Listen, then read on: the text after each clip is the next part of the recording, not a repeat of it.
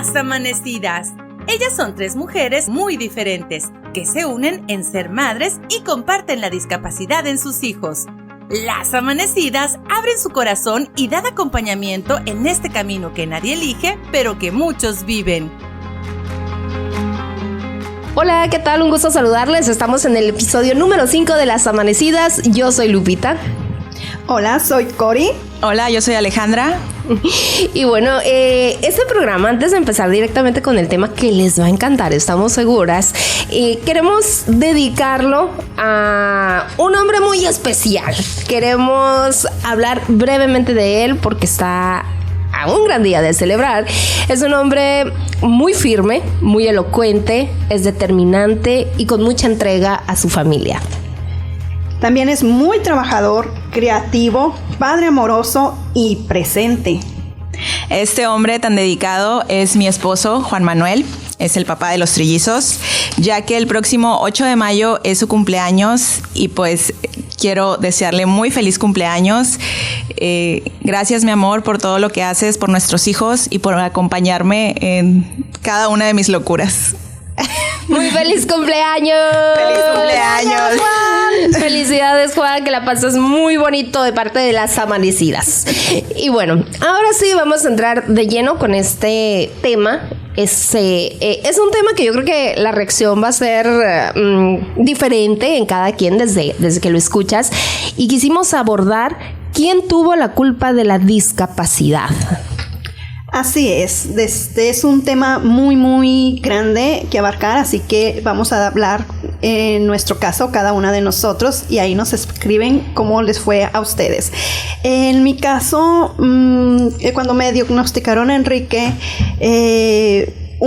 yo hice una pregunta.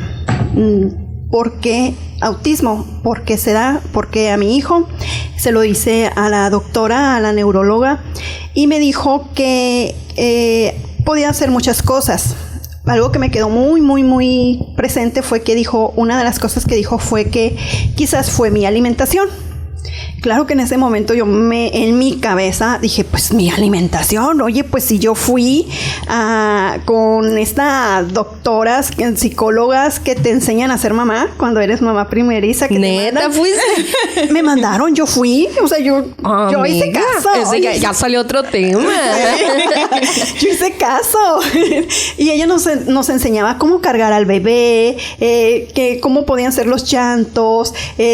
Lógicamente nos estaban estudiando cómo íbamos nosotros preparadas para ser mamá, incluso cómo cargarlos, y en eso nos enseñaban cómo alimentarnos en el transcurso del embarazo y pues lo que teníamos que tomar y todo. Y dije, pues si yo le hice caso a la doctora, que era una psicóloga y una nutrióloga a la que nos atendían, y dije, si yo le hice caso, como que yo muy sana, yo no como en la calle, todo yo lo cocino, mucha verdurita, muchos calditos, la comida, pero no fue lo único que ella dijo, pero eso fue lo que más me quedó a mí. Se te quedó. Sí. O sea, tú habías sido la culpable porque no te alimentaste bien en el embarazo. Así es. Entonces, buscando yo, ya leyendo qué era el autismo, pues vi que no había un porqué del autismo, incluso que habían descartado muchos teorías, y una de ellas era la mamá incubadora, pues o sea, nosotros éramos las culpables como mamás porque no nos alimentábamos, todo lo que consumíamos, todo cómo llevamos el embarazo, el qué hacer y todo eso, pero fue descartado. Y yo, qué bueno.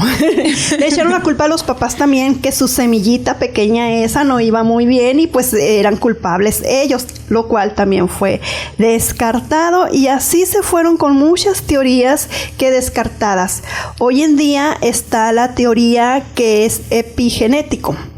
Esto quiere decir que viene genéticamente, pero que contribuye mucho todo lo que nos rodea. Claro, también la alimentación viene dentro, ¿no? No se sabe en ciencia cierta qué es lo que lo causa ahorita.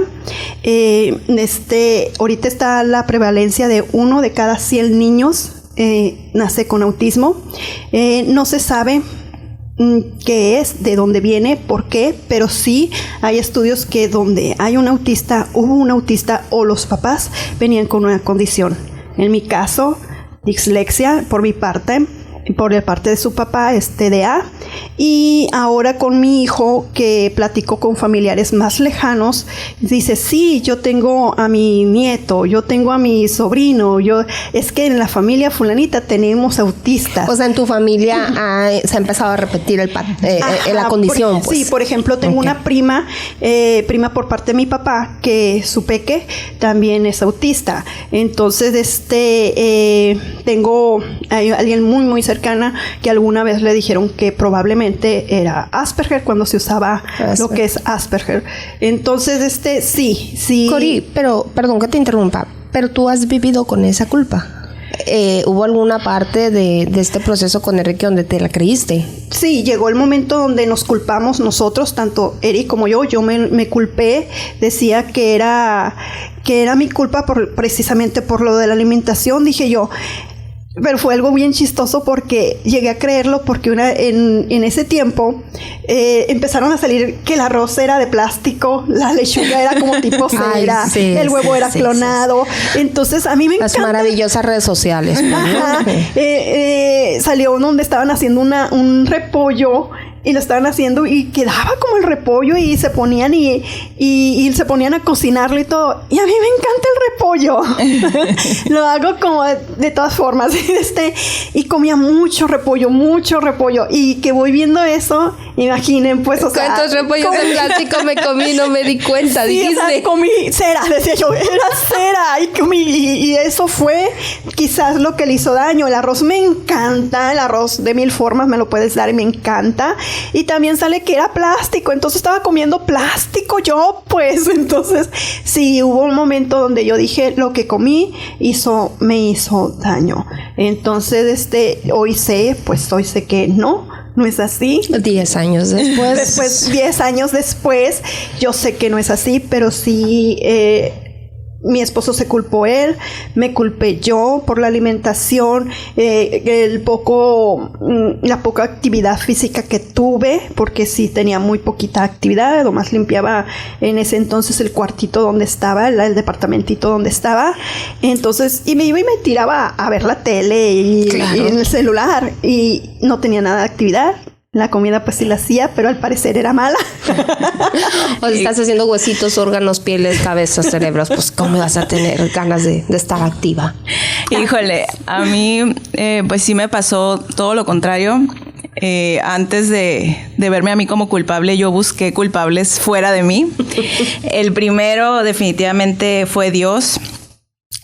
No tanto la culpa de la discapacidad, como ya les dije, mucho antes de que llegara la discapacidad a mi familia, pues mis hijos son prematuros extremos, entonces estuvieron sus 3 meses en las incubadoras en terapia intensiva, y ahí yo sí, cuando los vi dentro de las incubadoras conectados a todos estos aparatos chiquitos, cuando me decían pues todos los días que me despidiera de ellos porque se podían morir, yo sí dije, o sea, si Dios permite que suceda esto, no lo quiero en mi vida.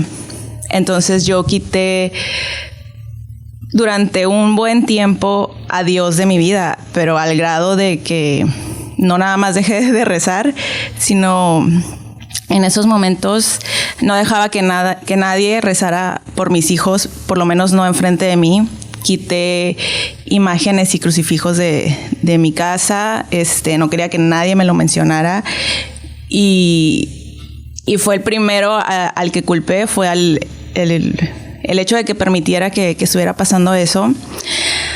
Después, obviamente, empecé a culpar a los doctores, entonces no estaban preparados para tener a estos niños, el hospital no tenía las condiciones óptimas, las incubadoras estaban mal, los aparatos no servían, las enfermeras. Finalmente, ahora sí que mi dedo que señalaba volteó hacia mi marido.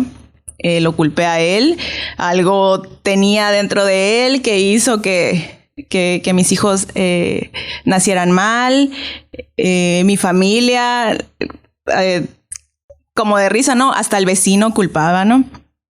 Efectivamente llegó el momento en el que mi dedo que culpaba llegó al espejo. Nosotros te culpaban a ti. Llegó al espejo y me vi a mí misma, y entonces fue cuando yo asumí la culpa. Entonces no me cuidé en el embarazo, ¿qué pasó?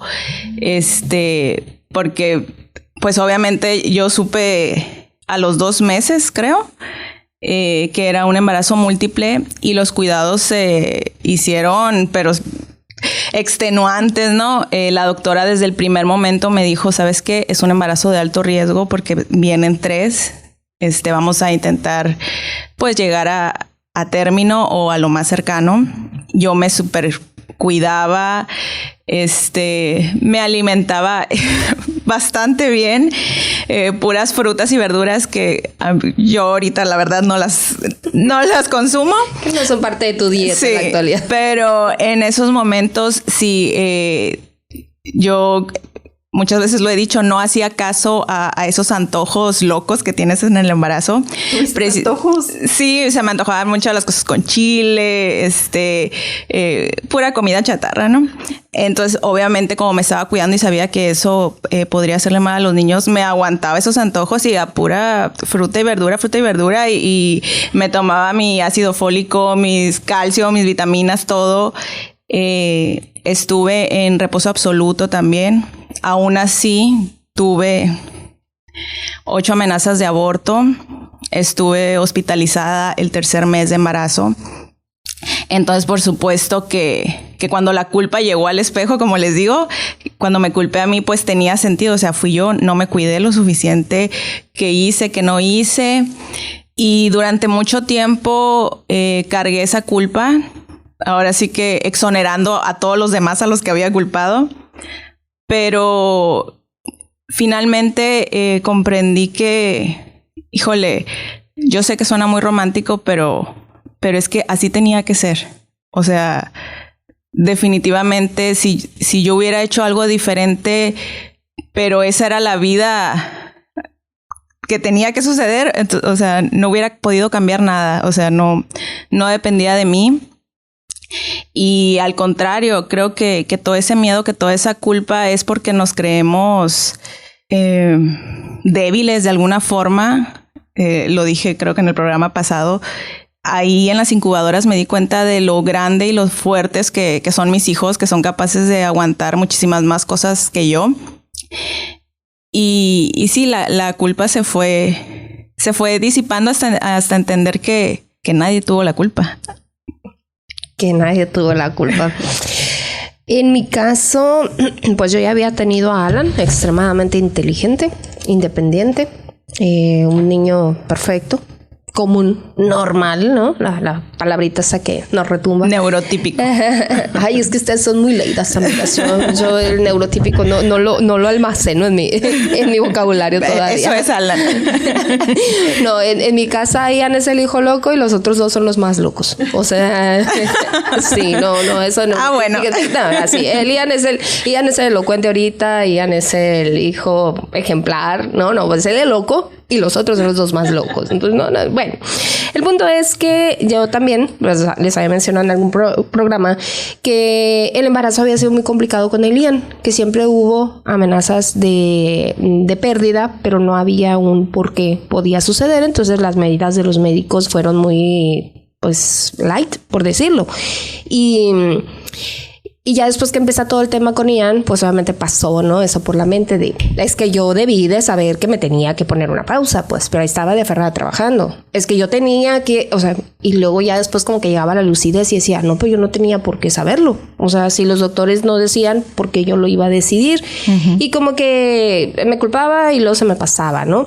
Sin embargo, cuando empiezas a explorar, a tratar de buscar qué pasó, los médicos, todo eso, pues siempre te preguntan por el historial familiar, ¿no? En familia, ¿hay alguna condición? ¿Hay algún padecimiento? Yo en mi casa, pues, hay diabetes, presión arterial. Lo normal. Hubo cáncer por parte de las abuelas, las tías, pero normal, casual, pues, ¿no? Y de repente llegaba yo a la familia del papá, del biológico de Ian. Y ahí sí, no se rían, pues. Bueno, es que nuestro público tal vez no sepa, pero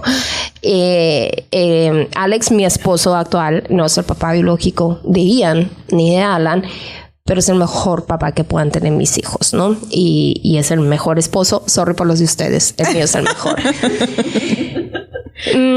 En aquel entonces, pues la genética es importante tenerla en cuenta, ¿verdad? Aunque las presencias o ausencias sean otro tema.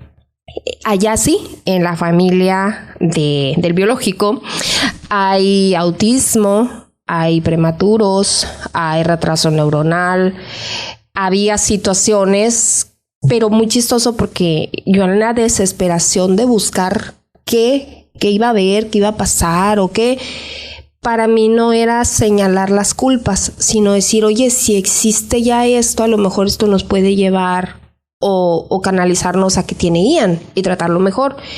Pero neta, mi mente y mi corazón noble de aquellos años no llegaba a decir, es que el biológico tuvo la culpa, pues, ¿no? Sin embargo, él sí. Él decía que yo había tenido la culpa por lo que comía en el embarazo. Mis comidas favoritas son los mariscos. Entonces yo puedo desayunar, comer y cenar mariscos. Creo que la Cori me entiende perfectamente. Así es. Entonces él le decía a mi mamá, es que la culpa la tuvo Lupita. Por todos esos, el camarón tiene no sé qué ácido, qué fregados, y eso es lo que dañó el cerebro de ella. Entonces la Lupita tuvo la culpa. O sea, güey, a mi mamá no mames. O sea, pinche biológico, naco, pues no. Sin embargo, cuando él empieza a repartir culpas, se activan en mi cerebro las culpas, ¿no? O sea, lo que yo buscaba ingenuamente como una plataforma para llegar a algo de Ian, pues ya era el tiro cantado con este vato, pues, ¿no? O sea, Carmen, tú me estás culpando a mí, a ver, vamos repartiendo culpas. Y ahí vienen muchos dedos señalando. Yo sufrí violencia doméstica en todos los sentidos con este biológico. Y la violencia incrementó durante el embarazo de Ian. Caí en depresión. Fue la primera vez que yo llegué a la depresión con fármacos. Ya estaba en el segundo trimestre. Ya podía tomar fármacos. Mi depresión era bastante mal. Los maltratos psicológicos, verbales y físicos habían aumentado. Estaba embarazada. Estaba en una situación de que, digo, si sola romper un ciclo de violencia es difícil, panzón a punto de tronar, mucho pues más vulnerable. Era imposible, ¿no? Y más hormonas y demás. Fue tan grande ese caos de ese tiempo que antes de Ian yo había perdido un bebé. Ya será otro programa. Yo sabía que después de esa pérdida del bebé, mi cuerpo no estaba listo para tener otro bebé. Tenía que esperar. Pero bueno, no voy a entrar en detalles.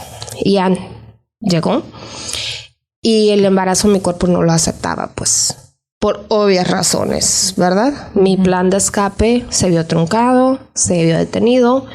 Entonces, cuando el biológico me empieza a señalar a mí de haber sido la culpable por comer camarones en el embarazo, empecé yo, Carmen, pues si el culpable eres tú, nunca me diste paz. O sea, tú me maltrataste, tú me violentaste. O sea, el culpable fuiste tú. Si alguien tiene la culpa de que Ian haya nacido así, pues fuiste tú, ¿no? Entonces era en ese momento como que, pero posiblemente nunca iba a aceptar ni siquiera la responsabilidad de que no di la paz que se tenía que dar. Ya si no te hice feliz ya es otro pedo, o sea, la paz, pues, ¿no? Y más tarde seguimos buscando, según yo dejé de cuestionar las culpas, pero sí me creí que yo había tenido la culpa. En mi cerebro quedó almacenado. Y a Alex, a mi esposo, lo conozco desde hace 10 años, vamos para 11 años que nos conocemos. En las primeras pláticas que tuvimos, cuando hablábamos de la discapacidad con Ian, recuerdo que en una reflexión él me dijo, pues yo le mencioné que tal vez yo habría tenido la culpa en algo, pues, ¿no? O sea, ¿en qué? No sé, güey, pero yo vivía con eso. Pues sí, es que tal vez yo tuve la culpa en algo. O sea, para empezar, me debía haber salido de la casa donde no tenía paz y era violentada y no me salí. Para continuar, a lo mejor tenía que haber dejado de trabajar y no dejé de trabajar. Lo de la comida se me hace lo más ignorante del mundo. Eso sí no lo creí, ¿no? Pero los otros factores sí le daba yo espacio.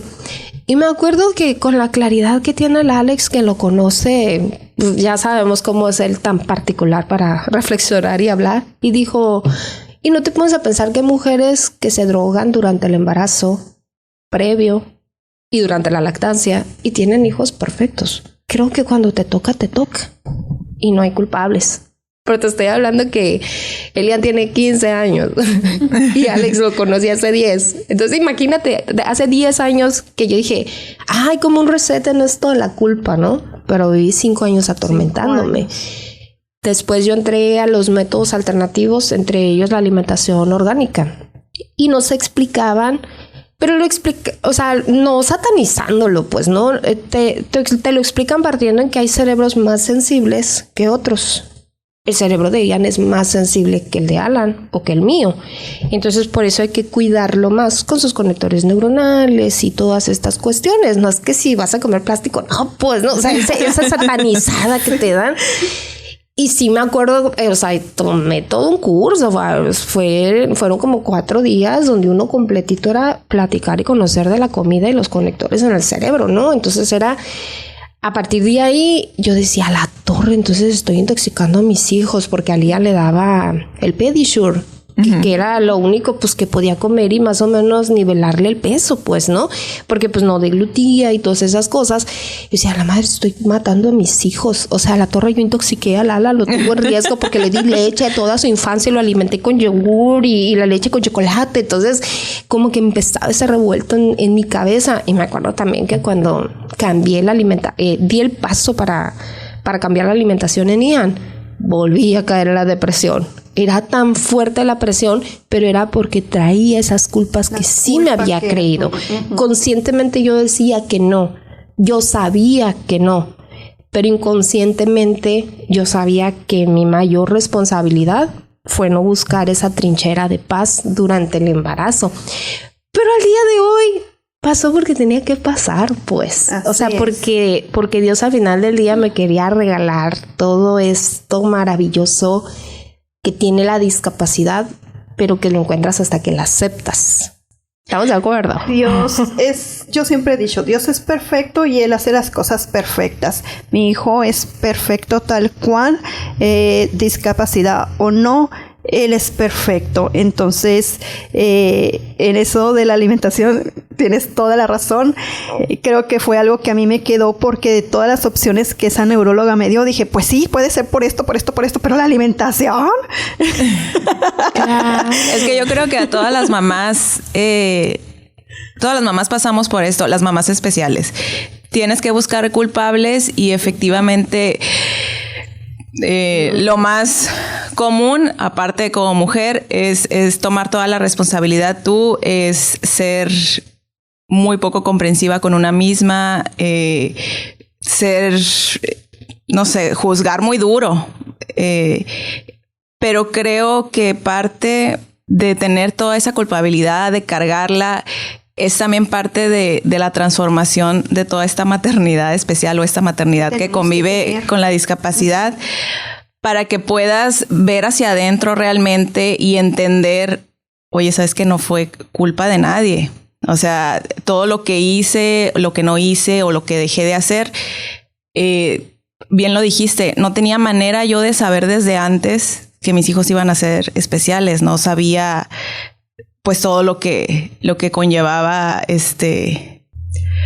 ahora sí que el embarazo múltiple, la prematurez y todo eso. Una es mamá primeriza, ¿no? Entonces la única forma de aprender es viviéndola. Definitivamente uno no aprende en cabeza ajena, pero sí, creo que para llegar a ese punto de nadie tuvo la culpa, hay que echarnos primero la culpa para liberarnos, para limpiarnos, para sacar todo eso que no nos sirve y que mucho menos le sirve a nuestros hijos, ¿no? A entender qué tan estúpido es el pensamiento, ¿no? Hasta que lo decimos del tamaño real, hasta ahí. Sí. Fíjate que ahorita que estás diciendo esto se me vino a la mente en una ocasión que el Alan, ya que les digo que el Alan sigue sin ser normal. Me acuerdo que me dijo, ya vivíamos aquí en México, ¿no? Ya nos habíamos regresado. Y dice el Alan, mamá, ¿sabías que Ian nació siendo especial porque viene a salvarnos de algo? Y yo, ¿quién te está metiendo ese candil, mijito? No, ya me quedé así, o sea, así lo vi y le digo, ¿cómo? Sí, mamá, es que ella nació siendo especial porque viene a salvarnos de algo en la familia. Visto el tema, ¿no? O sea, ¿qué le contestas a un niño de 5 años? Pues que te está diciendo eso. Y yo dije, a la torre, pero se quedó en mi cabeza como dando la vuelta, ¿no? Ahí el hámster estaba girando y girando. Y a los días vino el biológico a verlos y dice... Estamos en la casa de mi mamá y dice, ya sé que me vino a salvar Ian a mí de la alimentación, dijo. Porque cuando yo entendí la alimentación con Ian, entendí que sí había ciertos alimentos que a Alan le generaban reacciones en su salud, ¿no? O sea, no sé, te voy a inventar la leche con fresa, pues no le cae bien, no la digieren, no le cae bien. Pero entonces aprendí como que a observar la alimentación. Y ya, ¿sabes qué, Alan? A ver, ya entendí, en esto no vamos a usar, esto no te cae bien combinado. Y como que le empecé a explicar, ¿no? Y dejé de comprar muchas cosas en casa que le tenía que explicar a Alan que era para un bien. No digo, jamás se ha privado del buen gusto de la comedera. Pero sí era un tema, pues, entre mis hijos y yo. Y me acuerdo que me dijo, mamá, porque Alan se empezó a sentir bien. Su sistema inmune empezó a fortalecerse cuando yo hice pequeños cambios en la alimentación de Alan. Cambios extremos en la alimentación de Ian. Entonces yo me acuerdo que Alan dijo, estábamos en la casa de mi mamá y dijo, ya sé de qué me vino a salvar el Ian a mí, de la alimentación. Porque gracias a él, tú ya aprendiste a conocer qué comida me hace bien y cuál no, mamá. Pero a ti, mamá, ¿de qué te vino a salvar el Ian? Y a ti, papá, ¿de qué te vino a salvar el Ian? Me acuerdo que nos lo confrontó así. Dije... Ay, ese biológico, quisiera ver esa cara. Entonces, a partir de ahí son pequeñas acciones que empiezas, dices, yo no tan tonto buscando culpas, cuando el mensaje ahí está, ¿no? Pero lo estamos hablando después de una década, amigos. Así es. Nuestros hijos vienen a enseñarnos algo. No nomás a nosotros como sus principales cuidadores, como sus padres, su familia, sino a la sociedad en general. Creo que ellos vienen a enseñarnos mucho, nos hacen crecer, nos hacen cambiar de ver la forma de cómo vemos la vida, nuestras metas, nos vienen a cambiar todo, nos mueven nuestro mundo, nos sacuden, nos tiran y nos vuelven a parar. Y creo que eso es la discapacidad. Sí, yo creo que tratar de contestar quién tuvo la culpa de la discapacidad, realmente la respuesta que queremos es la de ¿por qué a mi hijo? O sea, ¿por qué mi hijo tiene discapacidad? ¿Por qué en mi familia? ¿Por qué me tocó a mí? Entonces, para contestar esas preguntas que no tienen respuesta en esta vida, pues es más fácil encontrar el culpable, ¿no? A quién tuvo la culpa, qué fue lo que pasó. Creo que viene, lo que buscamos es una manera de descanso a nuestro corazón de mamá, ¿no?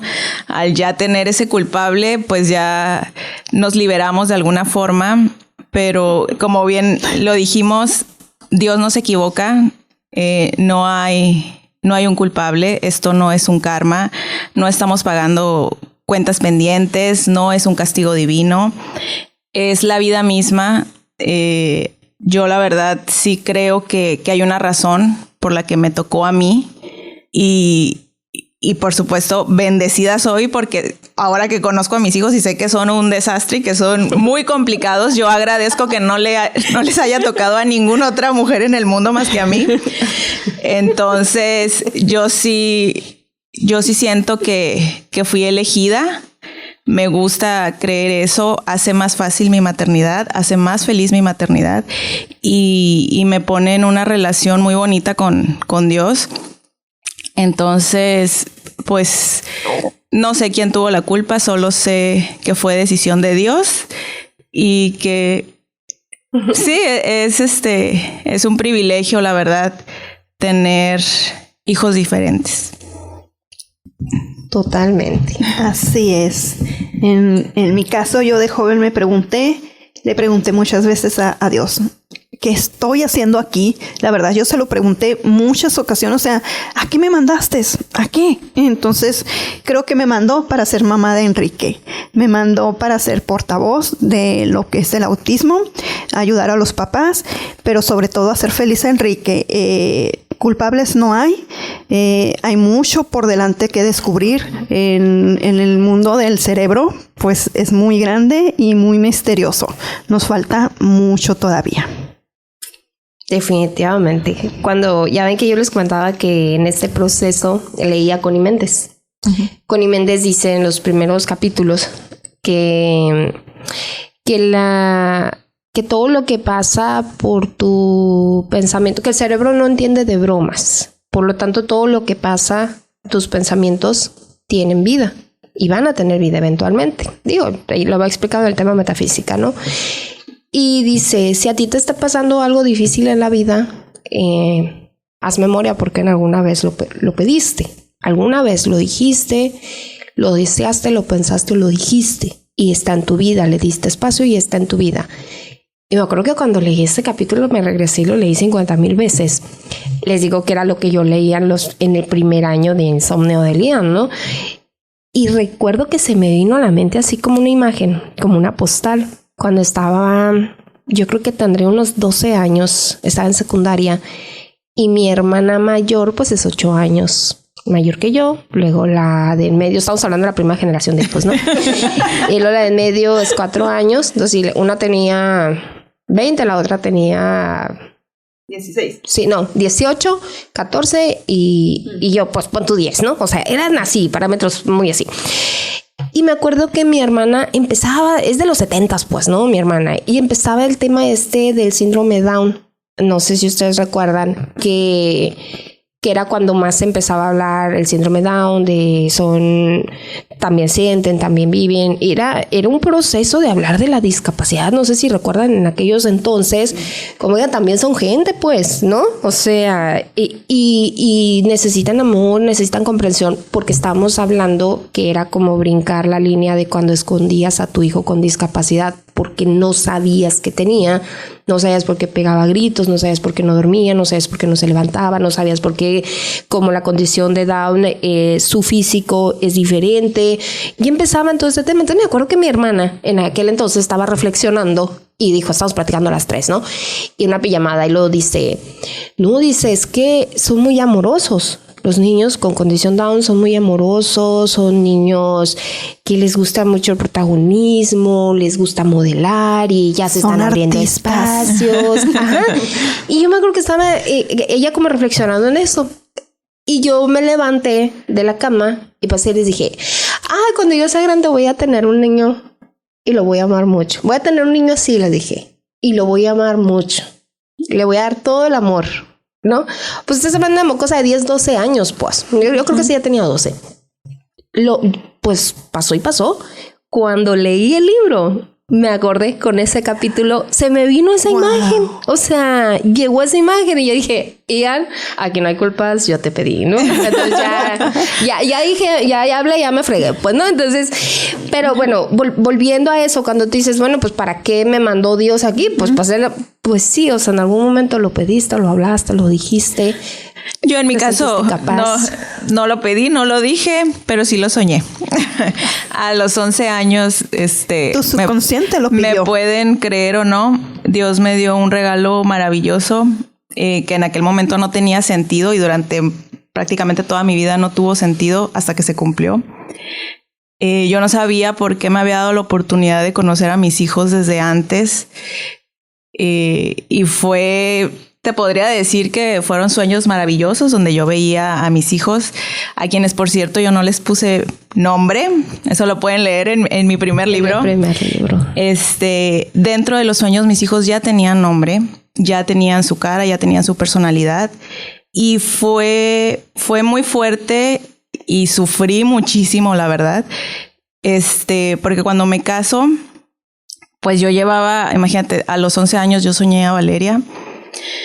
Entonces llevaba media vida soñándola, esperándola, y en el momento en que me embarazo yo tenía mucho miedo de que no fuera ella. y de que no fueran mis otros 2 hijos. Que claro que en el sueño no eran trillizos, o sea, yo creí que iban a llegar, que iban a ser 3 diferentes. Pues sí. Pero sí, yo tenía mucho miedo al momento de conocerlos, si no eran ellos, o sea, híjole, ¿cómo voy a querer a estos nuevos si llevo toda mi vida amando a los niños que yo soñé? Y en mis sueños, una cosa que tampoco entendía, hasta mucho después tuvo sentido también, yo lo soñaba, a Valeria la soñé hasta los 4 años, nunca la soñé más grande. Y yo tenía miedo de que, o sea, le pasó algo a la niña o qué va a pasar cuando ella cumpla 4 años, que ya no la veo más grande. Y su manera de hablar era muy básica, ¿no? Puras palabras fáciles, sí o no.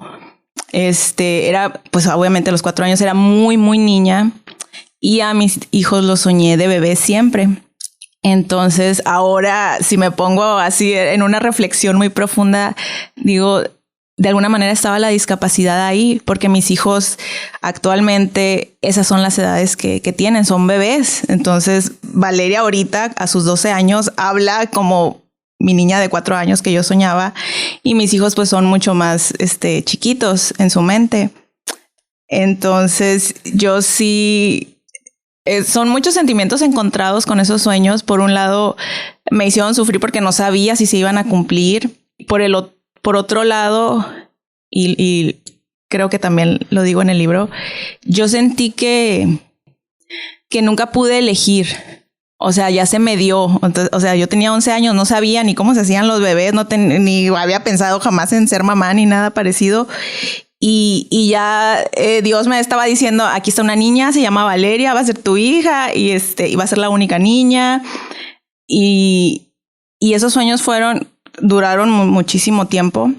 Entonces, me llegué a obsesionar con eso. Yo llegué a hablar de mi hija. O sea, la gente me veía como loca. Toda mi familia sabía que, es que cuando sea grande voy a tener a Valeria. Y siempre era la misma niña en todos los sueños. Entonces yo siento que nunca elegí pues yo la maternidad, sino que así se me dio. Por eso lo dije en el programa pasado de ¿cuál era tu sueño de niña? Pues sí, ser mamá. O sea, yo realmente sí nací para ser la mamá de mis hijos, literalmente. Ale, o sea, que no le diste la oportunidad de poner nombre a tus hijos. No. Pues que si ya lo sabes desde los 11. Antes de conocer a Juan, pues Juan aceptó con el sueño. Él sabía. Feliz cumpleaños, Juan. No, él sabía desde que éramos novios que él sabía de Valeria y sabía el nombre de Valeria Alejandra, se llama. Entonces, y siempre le dije, o sea, yo no sé si va a ser la única, si va a ser la primera, si va a ser la del sueño, pero yo estoy esperando a Valeria Alejandra. Casi quiere ser el papá. Oye, pero digo, para explicar, porque no vayan a pensar que nos salimos del tema, ¿cómo todas estas reflexiones o volver a estos pensamientos los encuentras cuando estás repartiendo culpas? Uh-huh. Y repartir culpa es porque queremos encontrar explicaciones y quizá porque queremos entender que en algún momento de esa culpa la discapacidad se va a ir, ¿no? Entonces es como usas la palabra culpa y ahorita que lo decías hay que decirlo y yo me río y digo, sí, para darte cuenta qué tan tontos son los pensamientos. Sí lo son, pues, pero es como el monstruo del armario. Mientras no abras el armario no te vas a dar cuenta que no está. Y no sé, o sea, pues yo diría, si sientes la culpa, escúpela, dila, vela de qué tamaño es y qué tan congruente es. Si hay congruencia, pues capaz por ahí viene una explicación lógica, ¿no? Que te dé paz. Si no hay congruencia, pues ya te vas a despedir de ella. O sea, al final del día, ¿hasta dónde nos llevó la introspección, ¿no? Uh-huh. De querer buscar la culpa o la explicación que va implícita. Sí, es desmoronarnos, como lo dije, quitar todo lo que nos sirve y dejar ahora sí lo que verdaderamente importa, ¿no? Todos es porque también nosotras dentro de ese primer momento buscando culpables, también traemos los prejuicios. Nosotras también somos nuevas en la discapacidad, bueno, en mi caso era nueva también en la maternidad. Entonces sí, son muchas ideas que ya vienen arraigadas pues desde la infancia. Y tener a todo el entorno que también está buscando culpables, que también está buscando explicaciones, así como yo señalé a medio mundo también me señaló a mí hasta que me la creí y cargué con eso.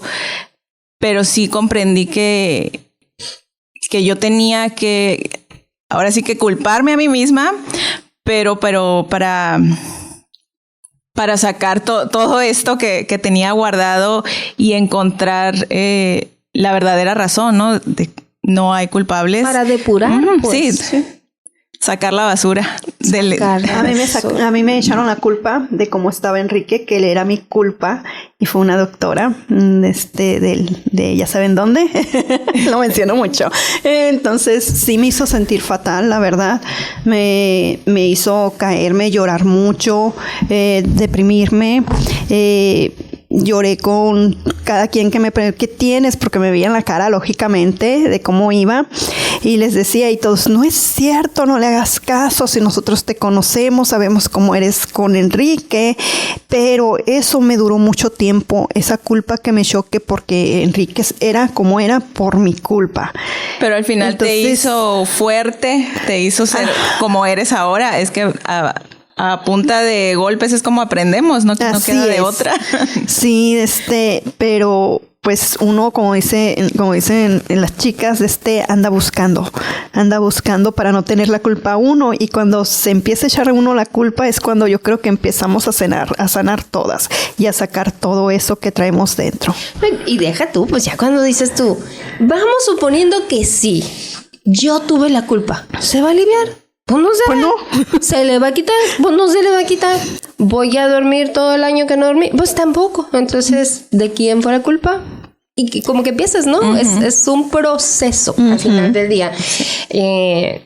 Yo platiqué con un compadre que le mando saludos, mi compadre Luis, que está muy entretenido con el podcast. Le encanta. Hola. Gracias, Luis. Hace unas pizzas deliciosas, compadre. Las amanecidas queremos pizzas. Sí, me encanta. Y le comentaba que este iba a ser el tema del siguiente episodio. Porque me está diciendo, oye, se pone bueno el chismecito. Se pone bueno el chismecito, y con las amanecidas ya los escuché todos, me dice, ¿no? Y le digo, pues este episodio es ¿quién tuvo la culpa de la discapacidad?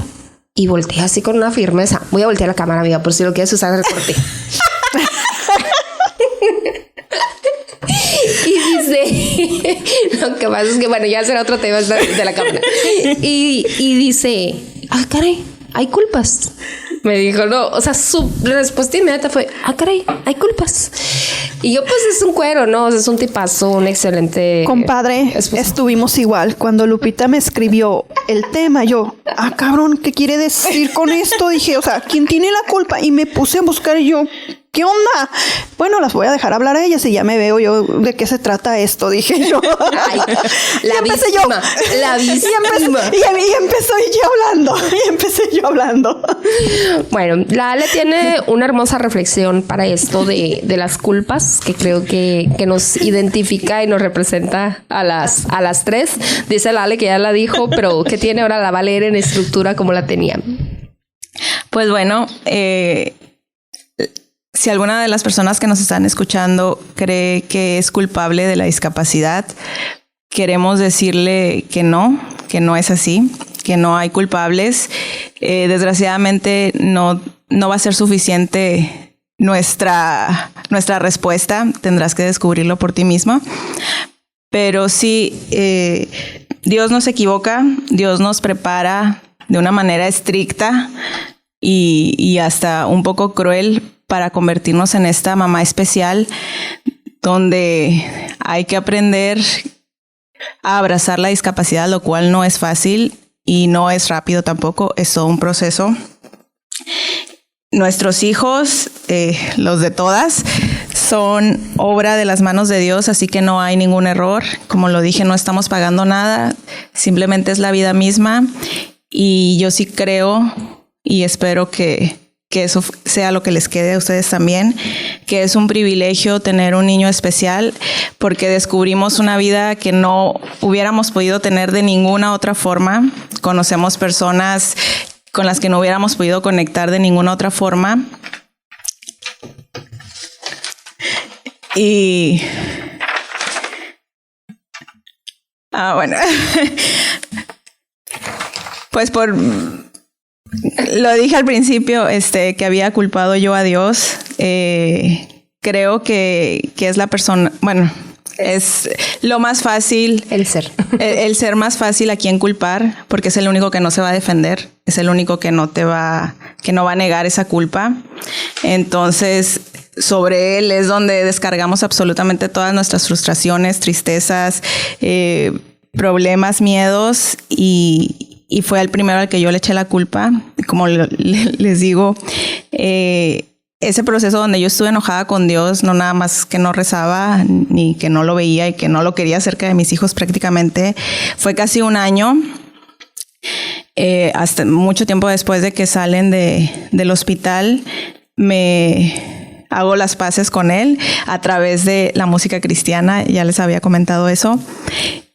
Y fue increíble ver que aunque yo lo saqué de mi vida y aunque yo lo olvidé de alguna forma, Dios nunca soltó las manos de mis hijos. Dios nunca me soltó a mí. El hecho de que yo lo olvidara no hizo que Él se olvidara de mí ni de mi familia. Me mostró que seguía ahí y entendí que nadie tuvo la culpa. Nada más agrego por último, creo que nos une la fe. Efectivamente, Dios no se va a defender. Es tan amoroso que permite que hagamos el berrinche, si eso nos va a hacer sentir bien. Pero yo sí les puedo asegurar que Dios da respuestas. Y si se las preguntamos, nos va a responder. Claro, firme, conciso, y no nos va a dejar solas ni solos en esta travesía, ¿no? Vámonos, Nicori. Claro que sí. Yo los voy a invitar al siguiente episodio, el episodio 6 del día jueves 11. Va a ser un episodio especial del Día de las Madres. Por favor, no se lo pierdan. Tenemos algunas sorpresas preparadas. ¡Qué miedo! Bueno, pues nosotros esperando ese episodio número 5 haya sido de su agrado, nos despedimos, no sin antes recordarle que nos encuentra en YouTube el episodio completo y en Spotify todos los jueves 5 de la tarde. Y para aquellas seguidoras que están tan ansiosas, que quieren saber más de nuestros hijos y que no les alcanza la hora, denos chance porque si nos sacamos el mitote se nos acaba el proyecto. Y todavía no le hemos aprendido a la Shakira a facturar, pero espérense tantito.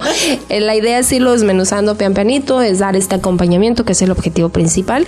Y mediante las demás redes, el TikTok, el Instagram y el Facebook, usted nos encuentra con pues un poquito de nosotras, con un poquito de cada episodio.